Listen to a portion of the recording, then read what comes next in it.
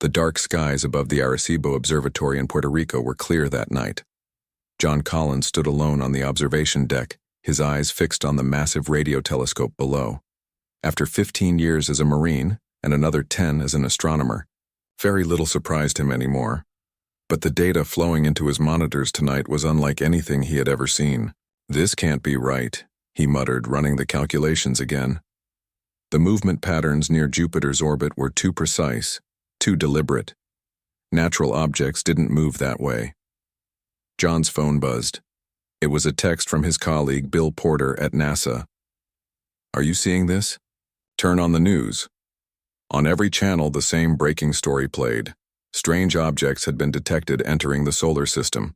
The president would address the nation in 1 hour. Humanity's first contact with alien life was happening, and John was watching it unfold through the most powerful radio telescope on Earth. 3 days later, the world learned what John already suspected. The visitors weren't friendly. They called themselves the Draconians, a reptilian species that controlled most of their galaxy. Their ships, nearly 300 of them, formed a fleet larger than all of Earth's navies combined. In his small apartment, John rewatched the first transmission from the Draconian commander. The alien scales shimmered under the lights of what appeared to be a command bridge. Its vertical pupils narrowed as it spoke in perfect English.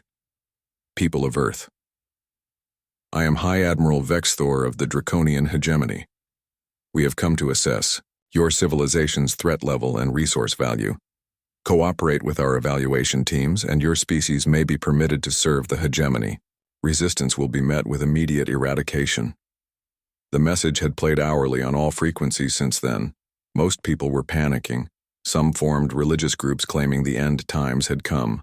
Others insisted it was an elaborate hoax. The government urged calm while world leaders met in emergency sessions. John knew better than to panic. Instead, he did what he did best. He gathered data. The Draconian ships transmitted constantly between themselves, and while their communications were encrypted, patterns could be found in any data set if you knew how to look. On the 5th day, John received an unexpected visitor at the observatory.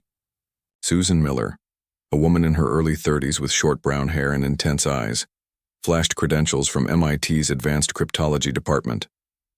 "Dr. Collins, I've been analyzing the alien transmission patterns. I think there's more to their message than they're letting on," she said, getting straight to the point. "I've been thinking the same thing," John replied, leading her to his workstation. "Look at these signal bursts. They're too frequent for just coordination communications." For the next week, while the world held its breath, John and Susan worked tirelessly.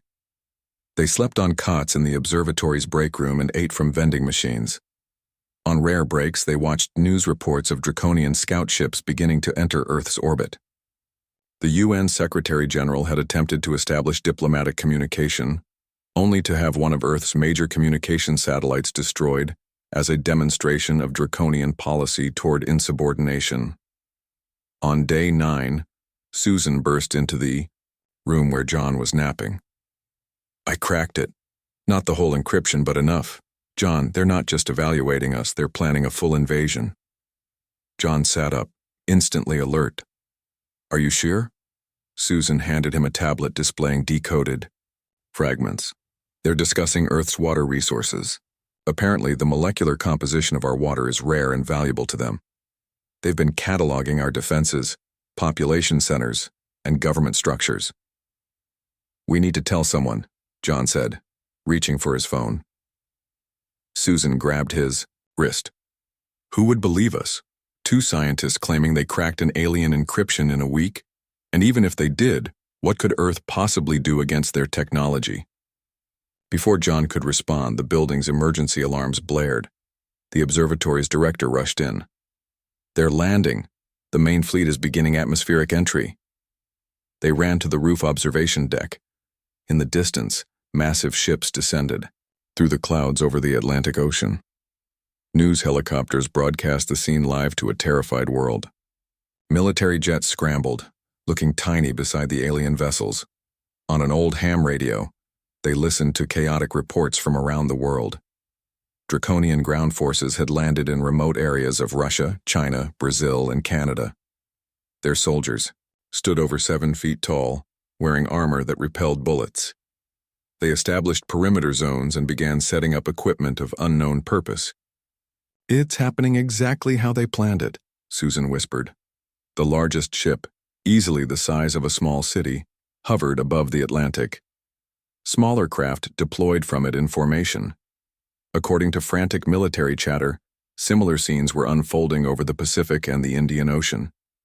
"They're positioning for a coordinated attack," John said grimly. "Classic military strategy. Establish forward bases, then bring in the main force." A bright flash lit up the horizon as a fighter jet exploded near one of the alien ships. The Draconian response was immediate. 3 military bases along the east coast reported being targeted by energy weapons from orbit. In their desperation, several nations launched missiles at the invaders. The explosions merely flickered against invisible shields surrounding the ships. "This is it," Susan said, her voice hollow. "Humanity's last stand, and we don't stand a chance." But then something unexpected happened. The largest ship, still hovering over the Atlantic, suddenly went dark. Its lights flickered and died. Around the world, people watching the live broadcasts gasped as one by one. The other ships began to power down as well. John grabbed his binoculars. "What's happening? Did we hit something vital?" Through the powerful lenses, he watched in disbelief as the massive command ship began to shimmer, its outline becoming fuzzy and indistinct. Then, inexplicably, it vanished. Not exploding or crashing, but simply disappearing as though it had never existed. Within minutes, reports flooded in from around the world. All over Earth, Draconian ships were vanishing. No debris, no explosions, no warning. The sky above the Atlantic was now empty where moments before an alien armada had loomed. In the stunned silence that followed, Susan's phone rang. She answered, listened for a moment, then turned to John with wide eyes. "That was my contact at MIT. The Draconian ground forces are in chaos. Without their command ships, they've lost coordination. Some are fighting blindly, others are retreating, but they all seem confused." "But what happened to the ships?" John asked, still staring at the empty sky. "Nothing just disappears like that. It violates every law of physics." Susan shook her head slowly. "Something on Earth just did the impossible. The question isn't what happened to them." Her eyes met his. "It's who, or what, made it happen." As night fell, humanity held its breath. The initial invasion had been stopped by something no one understood. But in remote bases around the world, thousands of stranded Draconian soldiers remained. And somewhere in the vast darkness of space, their civilization would soon demand answers. Alan Gregory stood in his workshop, a small wooden building behind his house in rural Montana. Outside, the world was in chaos. Inside, Alan worked with steady hands and calm focus. The radio on his workbench played emergency broadcasts about the Draconian invasion. "Alien forces have established bases in northern Canada," the reporter said, her voice shaking. "Military efforts to contain them have failed. Their weapons are like nothing we've ever seen." Alan glanced at the radio, then returned to his work. On his bench sat a strange device. It looked like a mix between an old TV antenna and a crystal radio set, but with odd blue glowing components that didn't match any known technology. He tightened the last connection and checked his calculations one more time. "Almost ready," he whispered. Unlike the millions of people hiding in basements or fleeing cities, Alan showed no fear. He was a tall, thin man in his 60s with a full white beard and hands rough from years of work. Most of his neighbors thought he was just a retired engineer who kept to himself. None of them knew about the workshop's hidden basement or the strange machines he'd built over the decades. 50 miles away in the small city of Bozeman, people gathered in the town square to watch news reports on a large screen. Draconian ground troops had landed in 17 locations worldwide. They moved with military precision, their scaled bodies protected by armor that glowed with strange energy. When they fired their weapons, buildings simply melted. National Guard Captain Frank Simmons organized evacuation efforts in Bozeman. As helicopters landed to take away children and the elderly, He received word that a group of 3 Draconian ships had been spotted heading toward Montana. Why would they come here? His lieutenant asked. There's nothing strategic in this area. Frank didn't have an answer. The aliens had targeted major cities, military bases, and government centers. Rural Montana made no sense as a target. Back in his workshop, Alan connected his device to a larger machine in his basement. This second machine hummed with power. It wasn't connected to the electrical grid. Instead, it drew energy from what looked like a small blue crystal at its center. Alan checked his watch. According to his calculations, the main Draconian fleet would be entering Earth's lower atmosphere within the hour. Their invasion pattern was exactly as he had expected. He had seen it before, though no one would believe him if he told them how or when. Around the world, the invasion continued. In Washington, D.C., the president and key officials had been moved to a secure bunker. In Beijing, Draconian forces had established a perimeter around the city. In Moscow, military units fought house to house against alien soldiers who seemed impossible to kill. Susan Miller and John Collins had been flown from Arecibo to a secure facility in Colorado. Their work decoding Draconian communications had made them valuable to the military's desperate defense planning. Their main force is coming in now, John said, pointing to satellite images. We're tracking over 300 ships entering the atmosphere in formation. The images showed massive vessels descending toward Earth from space. Each ship was larger than an aircraft carrier, with smooth, dark surfaces that reflected no light. They moved with perfect coordination, spreading out to cover every major population center on the planet. If all those ships deploy ground forces, it's over, Susan said quietly. Even if every bullet fired by every soldier on Earth hit its mark, we wouldn't have enough ammunition. The military general in charge of the facility looked grim. We have nuclear options, but initial strikes showed their shields can withstand direct hits. In his Montana workshop, Alan Gregory made a final adjustment to his device. The blue crystal pulsed faster as he carefully turned a dial. Begin sequence, he said softly, pressing a series of buttons in a specific pattern. The machine hummed louder. The crystal's blue light spread through connecting cables to the antenna-like structure. Alan moved quickly to a small computer and typed in a string of commands. On the screen, a map of Earth appeared with glowing dots representing the Draconian fleet. Resonance field activating, Alan said to himself. Harmonic synchronization in 3, 2, 1. He pressed enter. At first, nothing seemed to happen. The machine hummed slightly louder. The blue light pulsed faster. Then Alan noticed something on his computer screen. One of the dots representing a Draconian ship was blinking. Then another. And another. High above Earth, something impossible was happening to the Draconian invasion fleet. The massive command ship, carrying High Admiral Vexthor and the invasion's leadership, experienced a strange phenomenon. A barely visible wave of blue energy passed through its hull. Systems remained functional, but officers on the bridge looked around in confusion. What was that? The Admiral demanded. Before anyone could answer, a strange shimmer appeared at the edges of the ship. The shimmer moved inward, and where it passed, parts of the ship simply vanished, not destroyed, just gone, as if they had never existed. The Admiral had just enough time to reach for an emergency communicator before the shimmer reached him. Then he too was gone. Across Earth's skies, the same phenomenon affected every Draconian ship in the main fleet. A blue energy ripple, a strange shimmer, and then nothing. Within 12 minutes, over 300 ships vanished without a trace. No explosions, no debris, no distress signals.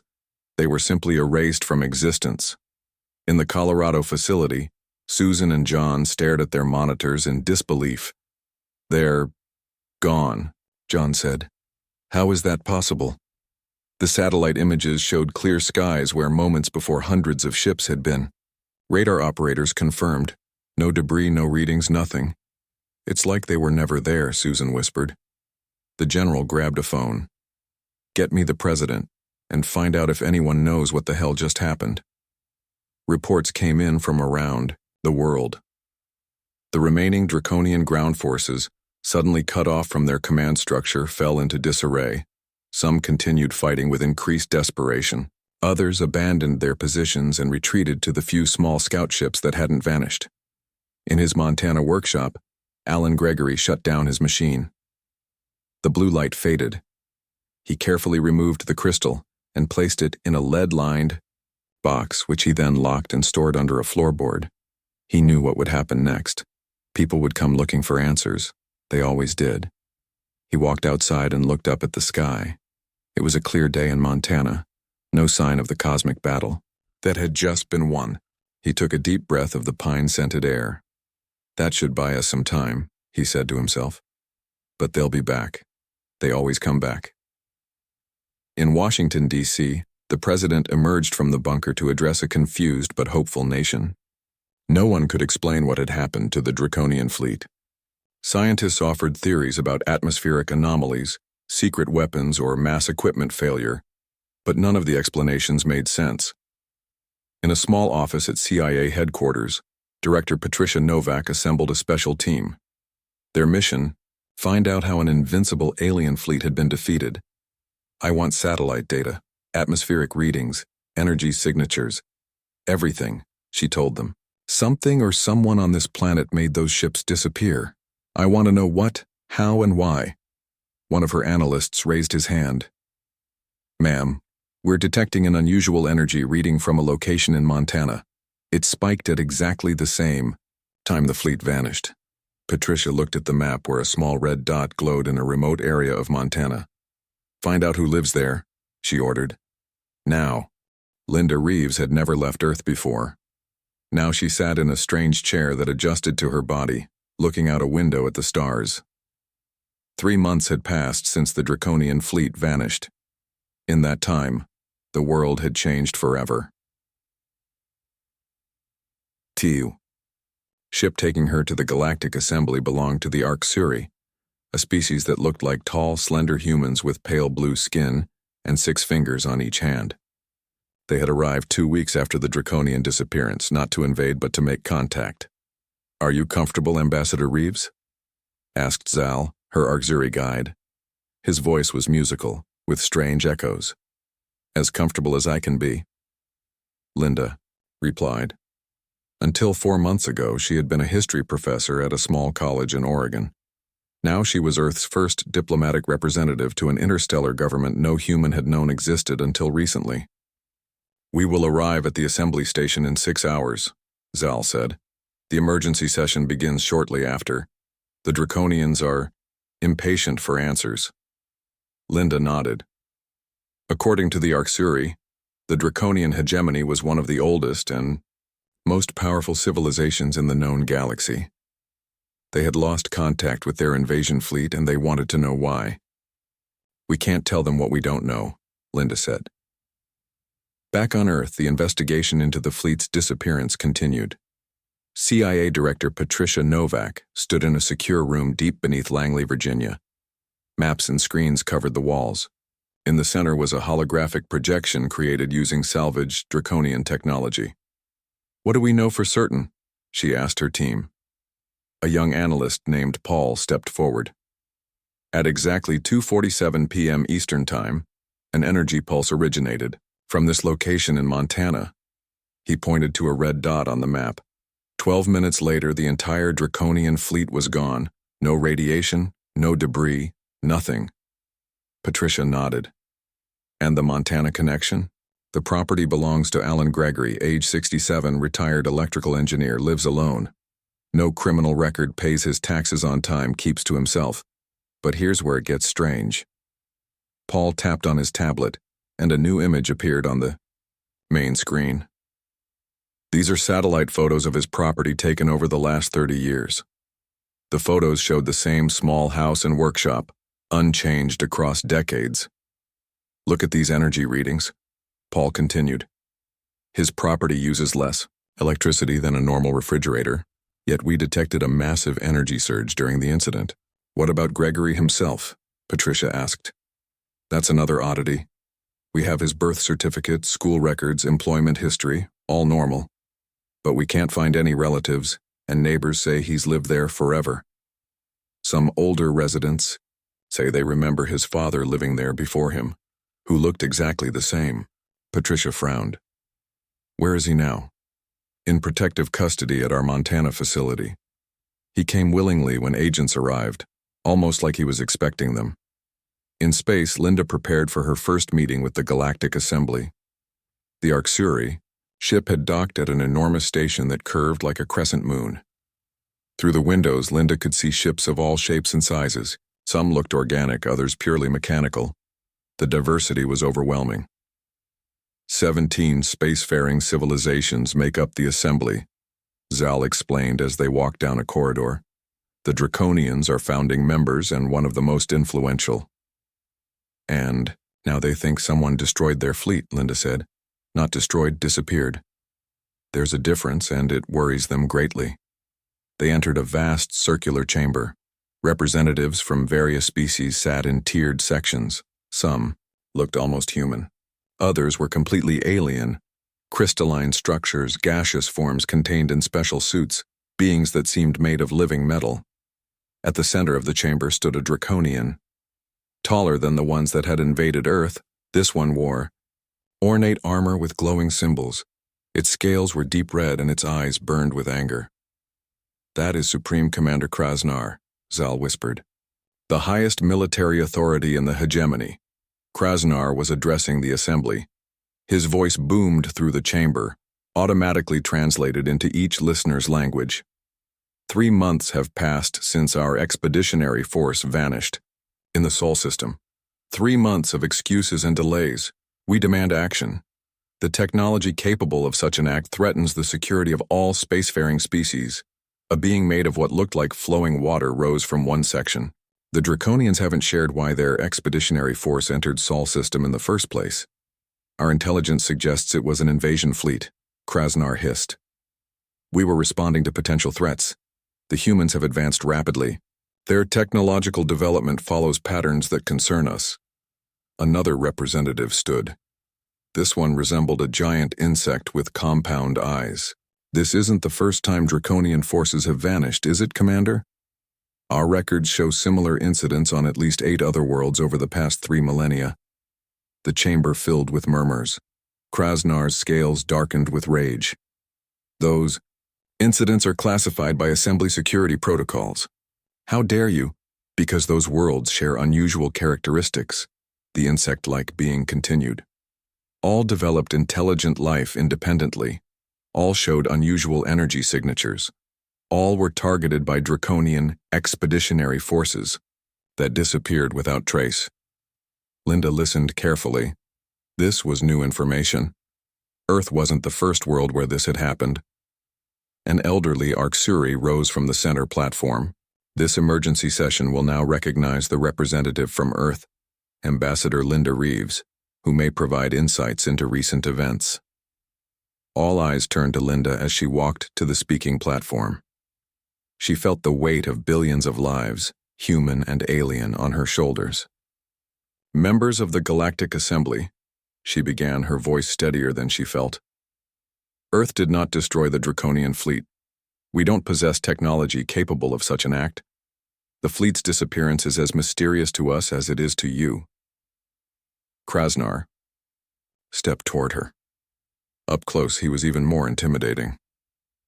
You expect us to believe that a primitive species just happened to benefit from the disappearance of our most advanced battle group? Linda stood her ground. We were defending ourselves from an unprovoked invasion, but the method of that defense remains unknown to us. Lies, Krasnar roared. Your world holds secrets. The energy signature we detected matches patterns from the other restricted worlds. This cannot be coincidence. The chamber erupted in arguments. Linda was escorted back to her seat as representatives shouted over each other. Finally, a chime sounded, bringing order. The elderly Arcsuri spoke again. The evidence presented is concerning. A scientific mission to Earth seems warranted. Will Earth permit such an investigation, Ambassador Reeves? Before Linda could answer, a small being approached her. Unlike the others, this one seemed to shimmer slightly, as if not entirely solid. It whispered in her ear. Do not agree yet. We must speak privately. We are the Solarii. We know what happened to the Draconians and why Earth is special. As Linda looked at the shimmering being in surprise, Krasnar's voice boomed again. We don't ask permission. I have dispatched a battle group to the Sol system. They will uncover whatever weapon was used against our fleet, and those responsible will face Draconian justice. The chamber descended into chaos. Through it all, the Solarii representative stayed by Linda's side. Earth is in grave danger, it whispered. The Draconians don't seek justice. They seek power. Your world contains secrets older than any civilization. In this assembly, secrets the Draconians have hunted for millennia. Linda looked at the being in confusion. What secrets? We're newcomers to interstellar travel. Humans may be, the Solarii replied, but Earth is not. It was home to those who came before all of us. Back on Earth, in a secure facility in Montana, Alan Gregory sat in a plain interview room. He had answered the same questions for 3 months. He showed no signs of stress or worry. A door opened and Kate Rodriguez entered.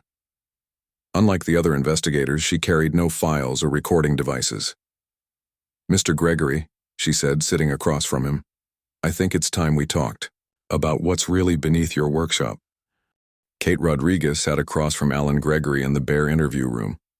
Unlike the other agents who had questioned him over the past 3 months, she came with a different approach. She placed a small device on the table between them.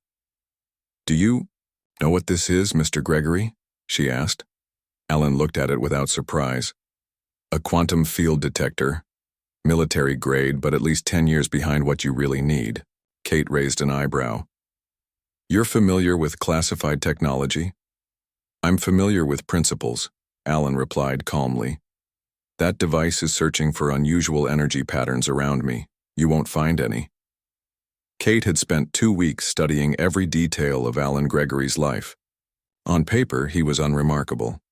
A retired engineer who had worked for various energy companies before settling in Montana 20 years ago. But there were gaps in his history, strange inconsistencies that no one had noticed until now. Let's talk about your invention, Kate said. The device that somehow affected the Draconian fleet. I never claimed my device did anything to the Draconians, but you don't seem surprised that they vanished. Alan smiled slightly. Very few things surprise me anymore, Dr. Rodriguez. Kate noticed he knew her title, though she hadn't mentioned it. The energy pulse from your property matched the timing of the fleet's disappearance exactly. That's not coincidence. No, it's not, Alan agreed. But my harmonic resonance amplifier isn't a weapon. It's an energy system designed for clean power generation. Government scientists had examined Alan's device thoroughly. It appeared to be an advanced but ultimately harmless prototype. Nothing about it suggested the ability to make an alien fleet vanish. Then explain what happened, Kate pressed. I can't. At least not in terms your scientists would accept. Alan leaned forward. What if I told you the device wasn't the cause, but more like a key that unlocked something else? While Kate questioned Alan, Linda Reeves met secretly with the Solarii representative in a private chamber aboard the Galactic Assembly Station. The being's form shimmered constantly, making it hard to focus on. Who are you exactly? Linda asked. And what do you know about Earth? We are the Solarii, the being replied. Its voice seemed to come from everywhere and nowhere at once. We are observers. We have monitored your world for millennia because Earth is special. Special how?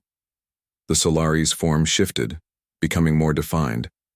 It resembled a tall humanoid, made of golden light. Earth is one of 18 worlds in this galaxy with a unique energy signature. The Draconians call them restricted worlds, after losing forces on each one. We call them guardian worlds. Guardian of what? Linda asked. Not what. Who? The Solarii gestured, and a holographic display appeared between them. It showed a spiral galaxy with 18 points of light. Long before any current species achieved space travel, there were the predecessors. They were the first advanced civilization in our galaxy. I've never heard of them. Few have. Their civilization vanished 500,000 years ago. Most believe they destroyed themselves or fell to some disaster. The truth is more complex. They didn't vanish. They evolved beyond physical form. Back on Earth, Kate Rodriguez had made a decision. She left the Montana facility alone and drove to Alan Gregory's property. The government had searched it thoroughly, but Kate had a theory. She parked her car and approached the workshop where the mysterious device had been found. Inside, she saw nothing unusual. A simple workbench, tools, the space where the device had been. But something felt wrong. The workshop was exactly what everyone would expect, too perfect, like a movie set. Kate ran her hands along the walls, the floor. She measured the inside dimensions and compared them to the outside. There was a discrepancy. The floor space was smaller than it should be. In the corner she found it, a seam in the floorboards nearly invisible. When she pressed in the right spot, a section of the floor slid aside, revealing a staircase leading down into darkness. Kate took out her flashlight and descended. At the bottom was a door made of material she didn't recognize. It had no visible handle or lock, but it slid open at her approach. What she found inside made her gasp. The hidden chamber was larger than the workshop above. The walls were covered with symbols she didn't recognize. In the center stood a pedestal with a glowing blue crystal similar to the one found in Alan's device, but much larger. Most shocking were the walls lined with journals. Kate pulled one out and saw it was dated 1947. She opened another, 1908, another, 1876, all written in Alan Gregory's handwriting. There were photographs too. Alan in the 1940s looking exactly as he did now. Alan in the early 1900s unchanged.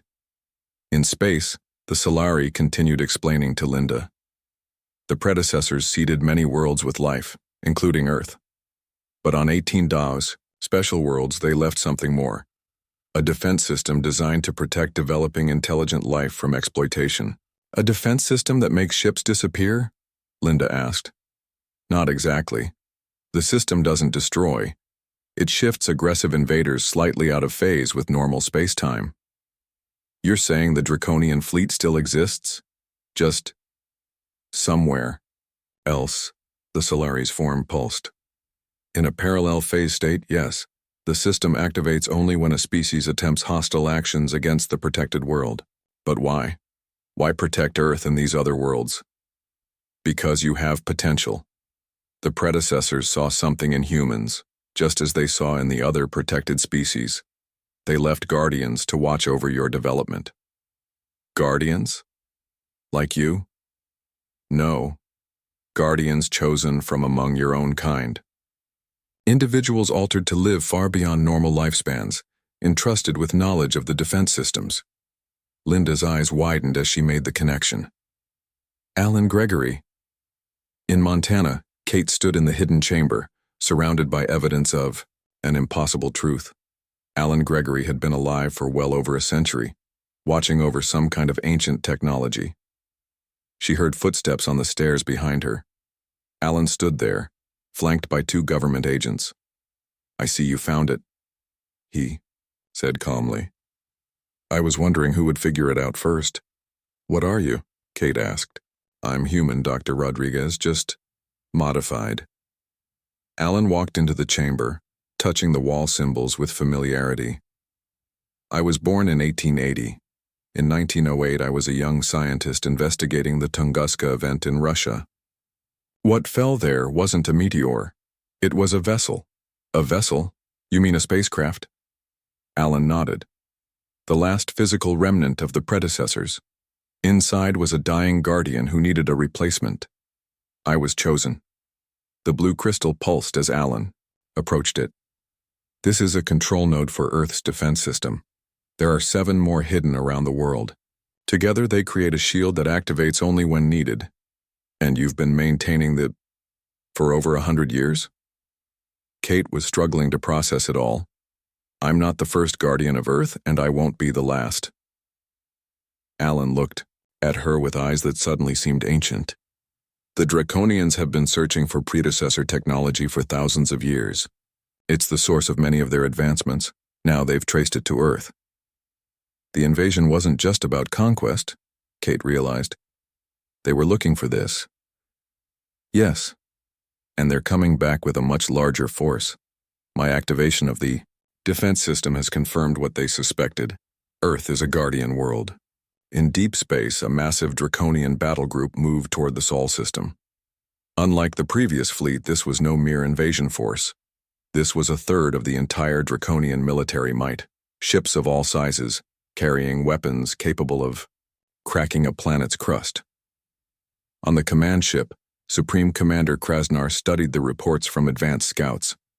The primitive humans were oblivious to what was coming. Their planet held the greatest prize in the galaxy, working predecessor technology. With it, the Draconians would become the undisputed masters of all known space. The humans don't even understand what they possess, he told his officers. Once we locate and seize the control nodes, nothing will stand in our way.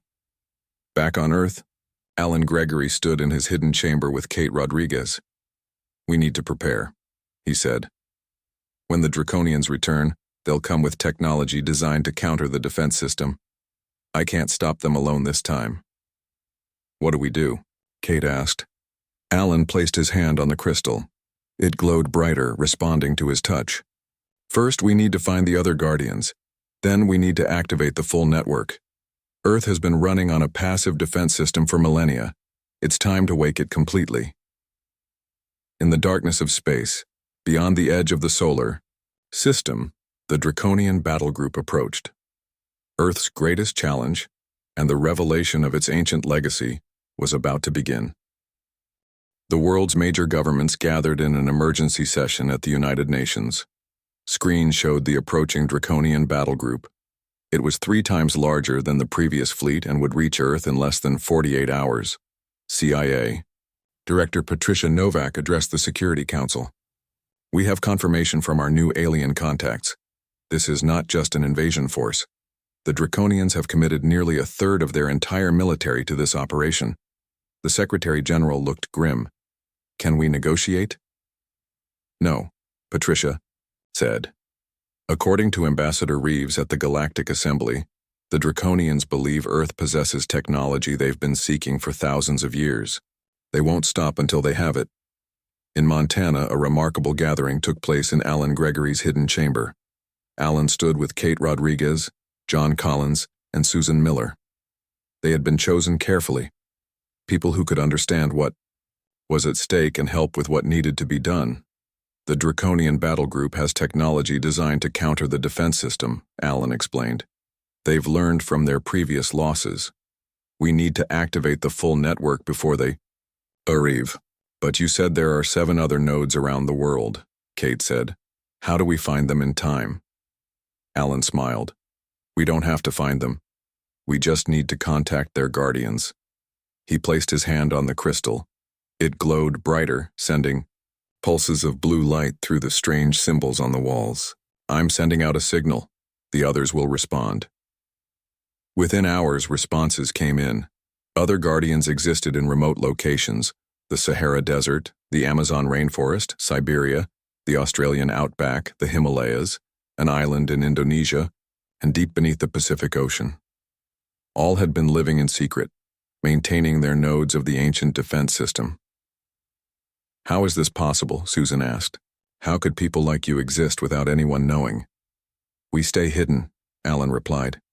We move every few decades, change identities. Most of us were chosen centuries ago, like me. The youngest has been a guardian for only 80 years. And, you're all human? John asked. Alan nodded. Modified to live longer, heal faster, and access the predecessor systems. But still human. The predecessors believed each species should be protected by its own kind. In space, Ambassador Linda Reeves returned to Earth aboard the Arcturi ship. The Solari representative came with her. When they landed, they were taken directly to Montana, where Alan and the others waited. The Solari being looked at Alan with recognition. Guardian? It said, its form shimmering with golden light. It has been long since we communicated directly. Too long, Alan agreed. But now the time has come. The Draconians have committed too many resources. If they simply disappear, like the others, they'll never stop coming back. What are you suggesting? Linda asked. A demonstration, the Solari said. Not just to the Draconians, but to the entire Galactic Assembly. It is time for Earth to take its place among the Guardian worlds. With the help of the Solari, Alan connected his control node to a galactic communication network. The 7 other Guardians did the same from their locations around the world. For the first time in human history, the complete predecessor defense system began to activate. In his chamber, Alan accessed records that had been hidden for 500,000 years. Holographic displays showed the truth about Earth's history, how the predecessors had visited Earth when humans were just beginning to evolve, how they had seen potential in this young species, and how they had left behind technology to protect Earth's development until humans were ready to join the wider galactic community. This is incredible, John whispered, watching the displays. All of human history, and we never knew. Most Guardian worlds don't discover the truth until they reach a certain level of technological development, the Solari explained. Earth is actually ahead of schedule. The Draconian invasions forced our hand. As the Draconian battle group entered the solar system, every government on Earth held its breath. Military forces stood ready, though everyone knew their weapons would be useless against such advanced technology. In the Galactic Assembly, a special emergency session had been called. Representatives from all 17 spacefaring civilizations watched as the Draconians approached Earth. The massive fleet moved with precision, spreading out to surround the planet. Supreme Commander Krasnar demands Earth's immediate surrender and the handover of all predecessor technology, the Assembly moderator announced. He has authorized me to inform you that refusal will result in planetary bombardment. Linda Reeves stood before the Assembly. Through the Solari network, her image was now being broadcast to Earth as well. Earth does not recognize Draconian authority, she said firmly. We are a guardian world protected by technology left by the predecessors. We now claim our rightful place in the galactic community. Krasnar's reptilian face appeared on the largest screen. Brave words from a primitive species. Your defenses worked once through surprise. We are prepared now. Are you? Linda asked. She nodded to someone off-screen. In Montana, Alan, Gregory, and the 7 other Guardians, connected through their nodes, activated the full predecessor defense system. Blue energy surged through the ancient technology, more powerful than the pulse that had affected the previous fleet. Across Earth, strange structures that had been buried for thousands of years began to emerge from the ground, the ocean floor, mountain ranges, and deserts. These were not weapons but transmitters, each pulsing with the same blue energy. In space, the Draconian ships detected the energy buildup. They activated their shields, ready for whatever had removed their previous fleet. Your tricks won't work twice, Krasnar said confidently. This isn't the same defense, Linda replied. This is the full system, awakening for the first time in 500,000 years.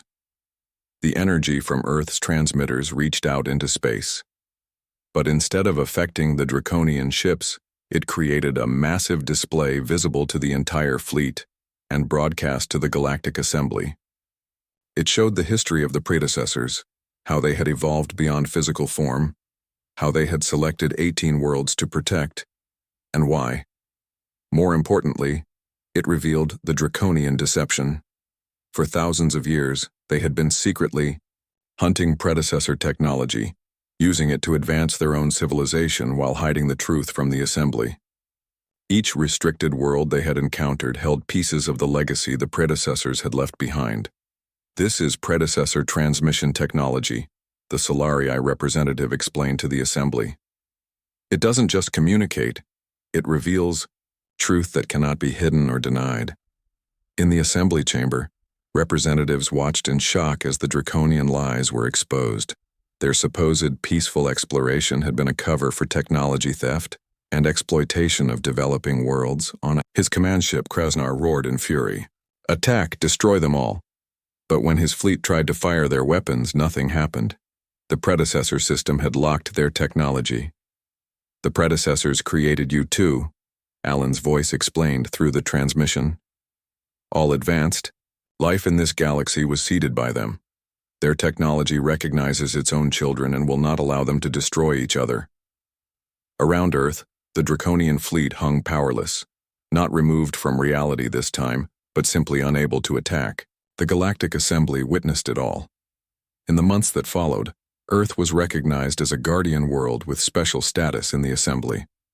The Draconian hegemony, its deceptions exposed, faced sanctions from the United Assembly members. Humans began the careful process of learning about their new place in the galaxy. The 8 Guardians, no longer needing to hide, helped guide humanity's first steps into the wider universe. Alan Gregory stood on a hill near his Montana home, looking up at the stars. Kate Rodriguez joined him. "What happens now?" she asked. "Now, humanity has to decide what kind of galactic citizens they want to be," Alan replied. "The predecessors saw something special in humans, a unique combination of creativity, resilience, and compassion. That's why they protected Earth. And the Guardians? What happens to you?" Alan smiled. "For the first time in centuries, I can stop hiding. There will be others chosen to join us. The predecessor legacy isn't just technology. It's about guiding younger species toward their potential." In the night sky above, ships from a dozen alien civilizations moved in peaceful formation. Earth was no longer alone, no longer isolated. The vanishing of the Draconian fleet had been just the beginning of a much greater story. "Are you ready for what comes next?" Alan asked, looking not just at Kate, but toward the distant lights of human civilization. The world was changing faster than anyone could have imagined. But on this night, under stars now known to hold friends as well as challenges, the future had never seemed brighter. "I think we are," Kate said, speaking for all humanity. "I think we finally are."